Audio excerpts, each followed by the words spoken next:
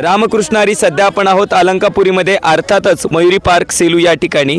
आपल्या सर्वांना माहिती आहे फिरता ज्ञानेश्वरी पारायण सांगता सोहळा इथं सुरू आहे आणि या सोहळ्यामध्ये जे ज्ञानेश्वरी पारायण चालू आहे त्यासाठी लांबून या ठिकाणी विद्यार्थिनी आलेल्या आहेत. त्या कुठून आलेल्या आहेत त्यांच्याकडूनच आपण जाणून घेऊयात. रामकृष्ण हरी. रामकृष्ण हरी. आम्ही ज्ञानाई वारकरी शिक्षण संस्था वडवणी येथून तालुका सेलू जिल्हा परभणी सेलू या नगरीमध्ये पवित्र चालू असलेला अखंड हरिनाम सप्ताह फिरता ज्ञानेश्वरी पारायण सोहळा.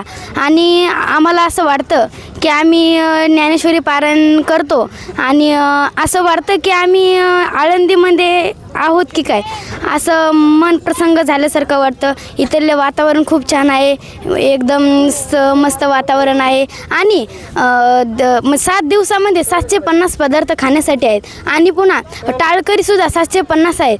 पुन्हा जे माळकरी टाळकरी म्हणजे प्रचारक ते सगळे 750 आहे. मला बोलण्याची संधी दिली त्यांचे आभार मानते. 2 शब्द बोलते.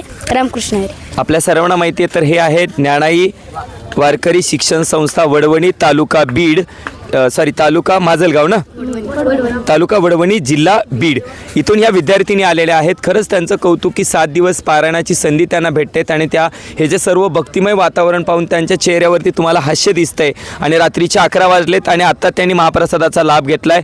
तर त्यांची सोय कशी झाली होती तेवढंच विचारू होते. 11 वाजता सुद्धा तुमची सोय व्यवस्थित झाली? हां, व्यवस्थित झाली. आम्हाला जेवण्यासाठी एकदम छान व्यवस्थितपैकी आम्हाला वाढलं. हे मस्त छान वाटतंय. आणि आपण सुद्धा या सोहळ्यामध्ये सहभागी व्हावं एवढीच विनंती करतो आणि थांबतो.